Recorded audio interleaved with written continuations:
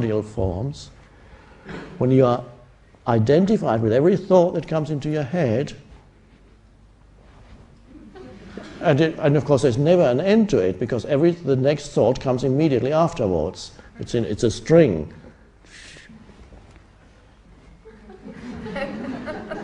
And so it goes the whole day long. It go.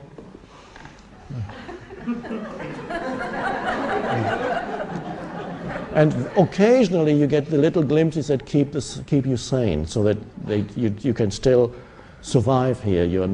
They keep you from committing suicide, or they keep you from going totally insane. You have little moments of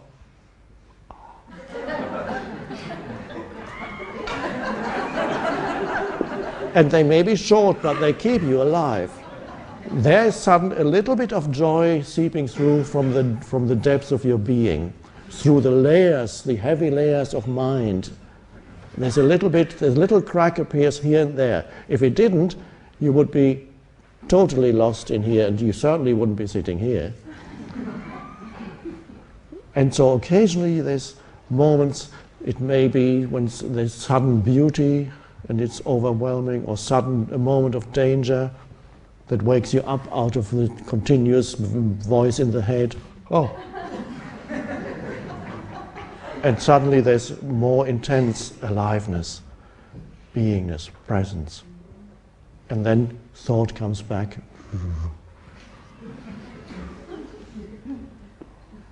Or it could be, for some people, danger in the form of a physical illness can come, and suddenly that wakes you up. Oh. And suddenly you realize all the things that you pursued and you thought were important are not important at all. So already something collapses on the level of thought. All the things that mattered so much, and suddenly you develop a physical illness and see it doesn't matter at all. And so that can be helpful for some. It can be an awakening for some people. Or it may be some people are kept sane by an animal, because whenever it's the only way they can relate to another being that is non-conceptual, because when they meet humans, they are trapped in the concepts that they have about every human they meet. They impose mental concepts and images in the form of what they think about. They know exactly what they think about you. They're not relating to you, they're relating to the thoughts in their head they have about you. And most people do it to each other. So you have only two thought-made entities trying to be in a relationship. Each one both needing and fearing the other. And this is, of course, why relationships are so problematic these days. So some people are kept sane by an animal, and that the pets fulfill an incredible function that hasn't been fully acknowledged and recognized in this world. They keep humanity sane. Because there you have, when you touch the dog or the cat, whatever it is, and for a moment you're not, some people even there they carry ego, but those are the extreme cases. You touch the animal and you can be yourself. You don't need to psychologically protect yourself from the animal or want something from, you just can be with that, and something transmits itself because the animal lives more deeply connected with the source of life than most humans. Less removed, or one could say the illusion has not grown to such an extent of being a separate entity, a me, and the rest of the universe. The animal still has the oneness with the totality, hasn't lost it totally, is deeply rooted in being. So the animal does not create a world of problems. The animal is one with life.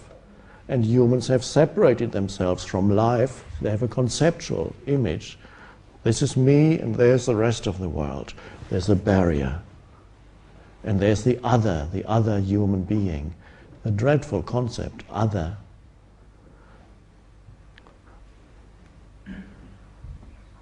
And then needing others and fearing others, walking through life there. And other is another concept.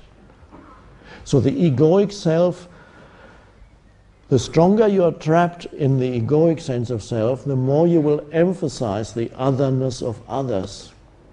And others will all have become reduced to walking caricatures, because the few labels that you have about them, then you reduce them. And they're basically all caricatures. And sometimes when you listen to people, they mention about somebody they met or somebody they know and see how stupid that person is, and they have a few judgments. And when you listen to that, you see this caricature of this strange, distorted human being. And when you meet them, you say, this is the person you were talking about? Yeah. And so the animal is not burdened by the continuous stream of thinking. It does not have a conceptual identity like the humans. So it hasn't separated itself. So it can be an access point for some humans into being, where they can be with a being without, and it is, for some humans, it's the moment when they actually, thought subsides, when they pat their dog, or you have a purring cat on your chest. Suddenly you think thought quietens, becomes more quiet, and you have a space of stillness. And you feel the purring of a cat on your chest.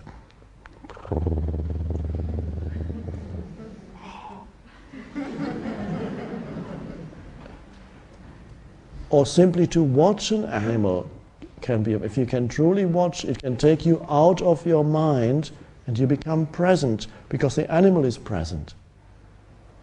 And the same with the realm of nature, the trees and the flowers and the blades of grass. They are all present. They are all surrendered to life, one with life, a beautiful temporary expression of the one life. And so, for some humans, that's their only access point, and for some, even that doesn't work anymore. I knew someone with a very strong ego who had ego battles with her cat. If the cat didn't come, she had the kitchen window open, and the cat one evening didn't appear, and she was, where's my cat? And then she would shut the window and said, if she doesn't want to see me, I don't want to see her. And so the poor cat had to stay outside all night. That also happens, so there are cases where humans cannot even relate to animals anymore. So this is where and so we see millions and millions of humans living in a pseudo-reality, with a sense of self that is ultimately a fiction, that is always insufficient, always feeling a sense of lack, always needing more, always even needing to make enemies so that it can still define itself as me and the other, needing some kind of conflict so that its separate sense of self can remain intact.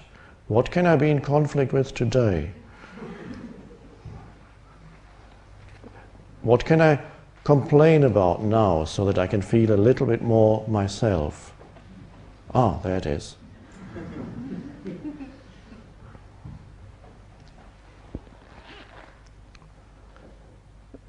And so when millions of humans live like that, then the result is what we read as human history, a dreadful tale of incredible suffering that humans inflict on each other and other life forms on the planet.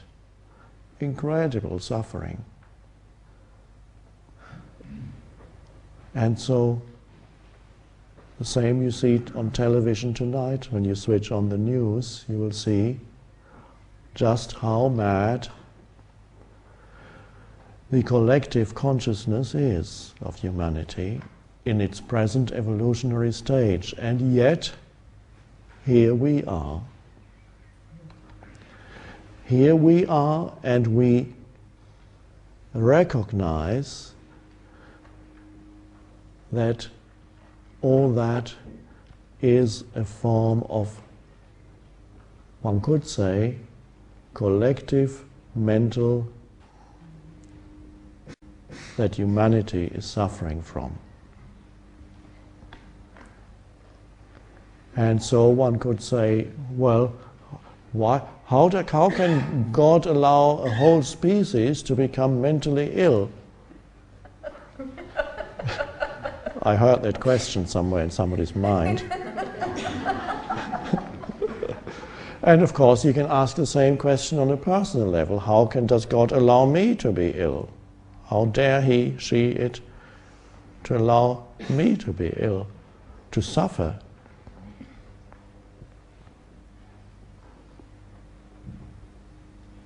And of course, within the larger whole, everything has its place, and everything is as it should, including your personal illness for the moment. Doesn't mean healing cannot happen.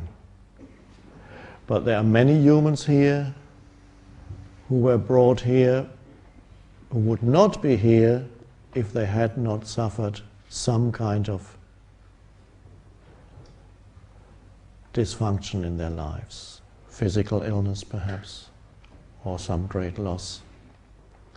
And so you can already see on your personal level that your suffering, your physical suffering, whatever it may be, to some extent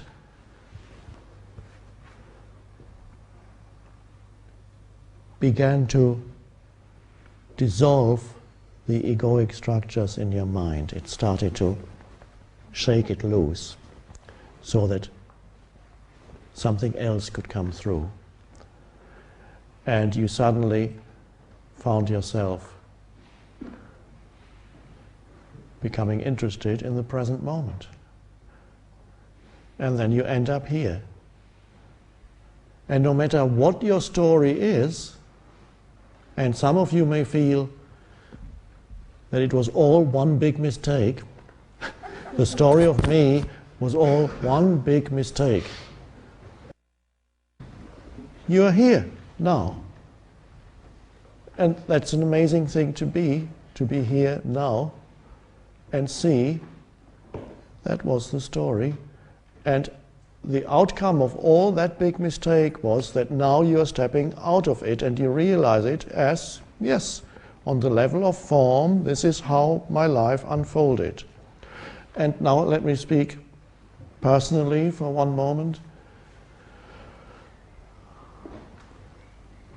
I could easily look upon my whole life, let's say until the world told me that I was important a few years ago, it happened. Before that, nobody told me I was important. Until that, I could look at my whole life up to that point as one complete disaster. Nothing actually worked out. I tried that for a few years, and then I was at university, and then I did my PhD, and then I gave that up, and then I drifted for 2 years, and then I went into that, and then I tried that, and it didn't. Many things, okay, and then my mother said, okay, now you're 45, what have you achieved? Others have already built up big businesses. And so on the level of story, it was a big disaster. And yet, fortunately, at some point already, I had given up identification with the story. That the story was only my identity up to the age of 29, and it was a very unhappy one, even there.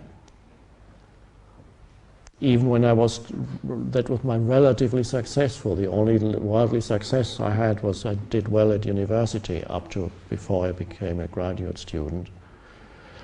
And it made me happy for 2 weeks.